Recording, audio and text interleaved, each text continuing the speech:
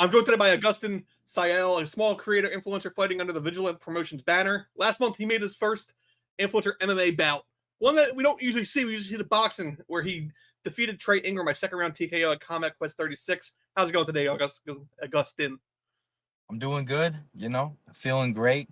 I'm back up to my normal weight, 195. So I'm ready to cut again for my next fight, but I'm feeling good right now. Real strong. Awesome. So let's start from the very beginning, because you're based out of Portland, Oregon, That's which right. is like all the way to the west, and then you fight Yeah. down in Florida. Like, how did you get connected with Brandon Lee and Vigilant?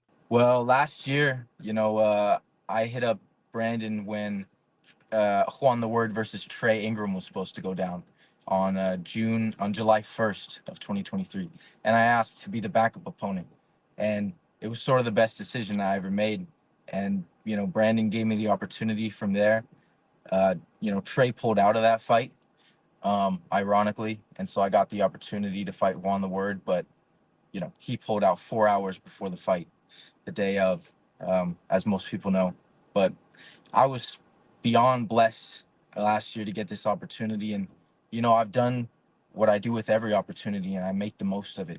I take advantage of the opportunity that I'm given, and I'm just beyond thankful, and I'm doing something with it. Also, you've been booked like 3 times for them for boxing. The first one he pulls out 4 hours in advance. The next time, airline just fucked you over, like left and right. I remember that story because it was one of those, like, the opponent was talking shit because like you didn't show up, and you were like, "No, here's the receipts. Like, I can't get there. The Yeah, planes don't fly." plain Then can't you fly. finally make the third one. Doesn't go your way, but learning experience. You either live or you learn. Yeah, And you went to decision. So you did what yeah. all you could do. And did anything in that fight tell you like, no, this is the right move, or anything like make you kind of like second guess and be like, maybe it's not what I want to do? You know, it actually made me feel more confident, if anything, because I'm a content creator, right? I'm an internet guy. So I went in there with a real amateur boxer. Granted he was making his debut too, but he had a real team around him. He had everything you'd need to win a fight, and he won that fight. He's a real amateur boxer. And so to go all 3 rounds with that, and to take the punches, to take the punishment, to take what I signed up for and be able to roll with it and, make something out of it. Um, that told me everything. And really what I've done since day one is turn all my L's into W's. Shout out Jake Paul, his new company W. But look, every time it hasn't gone my way, I've found a way to come back and stay relevant and catch that W. And that's what you saw on June 29th was, it's 5 months later, I made my comeback, and I told everyone that I'm going to show you how to come back from an L, and I did what I said I was going to do. And and lead right into that too. That was your MMA bout too. Like, you never hear someone going from boxing to MMA. And when it does, it typically doesn't go the best way possible because they're so focused on just the boxing aspect, and boxing does not translate to MMA boxing and so on. And you also don't ever hear like influencer MMA because it's a lot more scary in a way to have grappling and kicks and elbows, or I guess amateur might not have elbows, but Yeah. you have more limbs involved. What influenced you to kind of move into MMA versus just sticking with the boxing side? Well, what really got me into fighting was, Conor McGregor and the UFC, and, watching the fights, with my dad when I was young. He'd buy the pay-per-view every Saturday, and it's just something that I always wanted to do. And, I train at American Top Team with the boxing program, and they teach kickboxing too.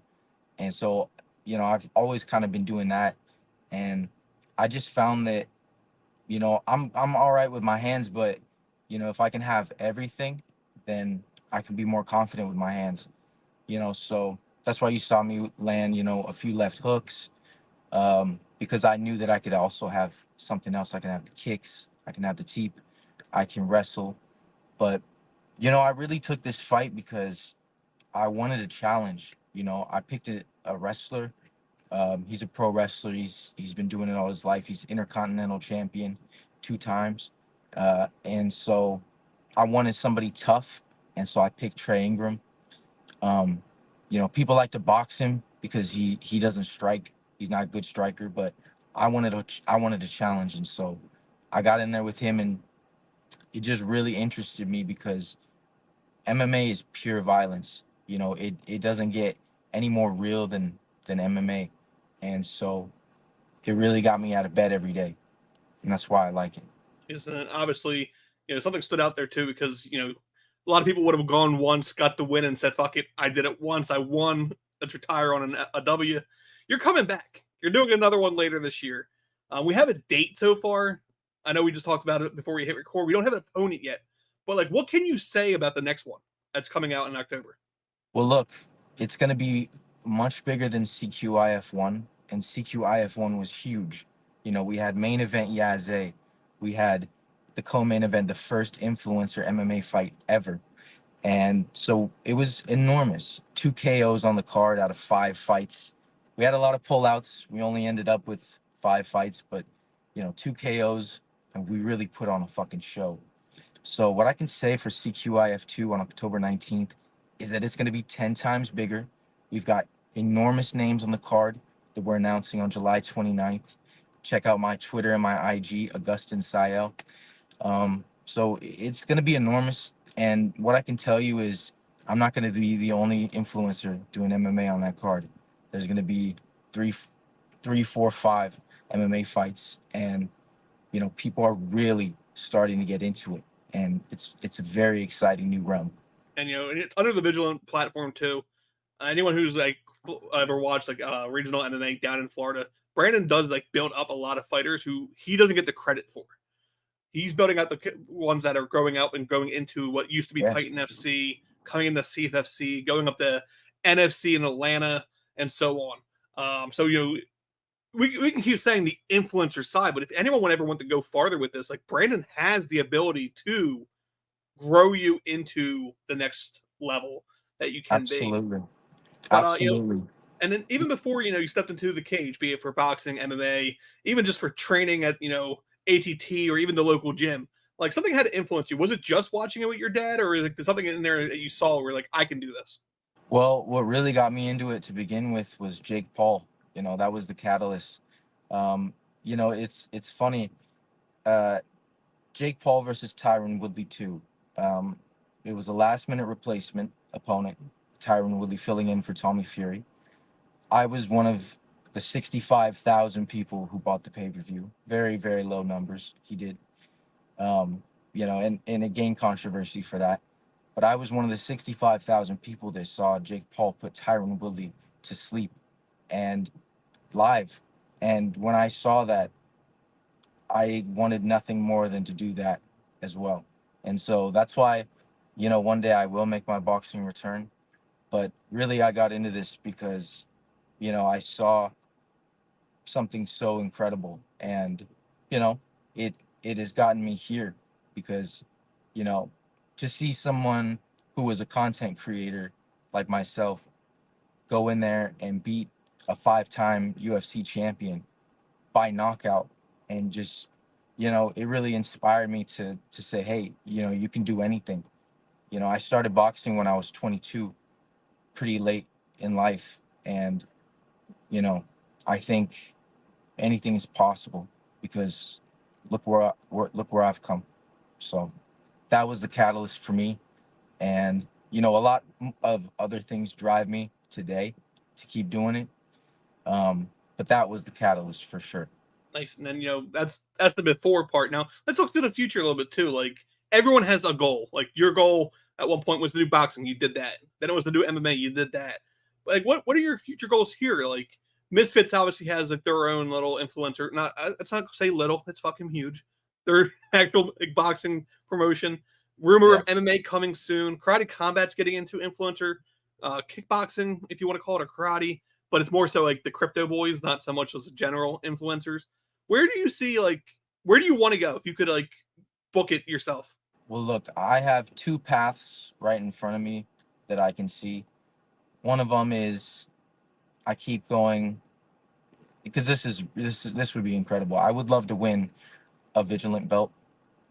I would love to actually challenge one of the top 5 guys, or the top guy. Whenever either Malcolm Wallace retires, or when someone in the 185 division looks good.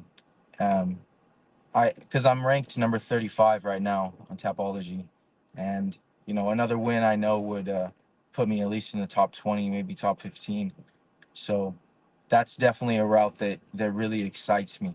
But at the same time, you're right. Misfits is coming out with an MMA platform. First they're gonna mix it on the cards, right? Is from what I've heard, and then they're gonna have their own MMA influencer card by themselves. I'd also like to see Most Valuable Promotions do a influencer MMA prospect card, because they do the boxing prospect cards, and I think it would be incredible to do an MVP MMA prospects card, and I would certainly want to be a part of it. I think other promotions are starting to do it. Maybe CFL might start to do it. So there's other avenues. I mean, I've got a lot in front of me, and I'll take whichever path looks greener. That's for sure. Awesome. And your next up is October 19th, I believe, is what you said. So you have a date, opponent TBD. You have a venue most likely, because I think Brandon kind of uses the same venues a lot of times too. Yeah, it's going to be Banquet Masters up in down in Clearwater, wherever you are. And yeah, guys, tune in. It's going to be an incredible show. There's going to be massive KOs. I'm matchmaking and putting together one of the craziest cards of all time, guys, with the help of Brandon and everybody behind the scenes. We've got some incredible sponsors for the event.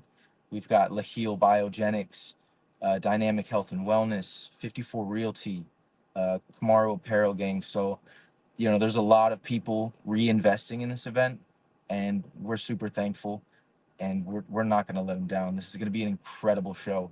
October 19th. Tune in. If you can't get tickets to be there in person, catch it on Millions Co. pay-per-view exclusively. So, and use the promo code Siel when you're checking out. So, yeah, I'm looking forward to it. And I'll have that linked below, because like I said to you too, I wanted to make sure I said the last name right. I got that right. Kind of butchered the first name a few times, but I'm gonna put the promo code below, all your socials below. People can follow along, and then we'll resync closer to October, because everyone has a goldfish mind. They're gonna watch this. They're gonna be like, oh, this could be interesting, and then the UFC is gonna have an event, later tonight, and then next Saturday, the Saturday after, and That's all right. these other weekends. And then October comes around, and people kind of just forget, because it's now months later. So we'll do another one closer to this, and then maybe we'll also get a Brandon on too, to kind of push it from his side too.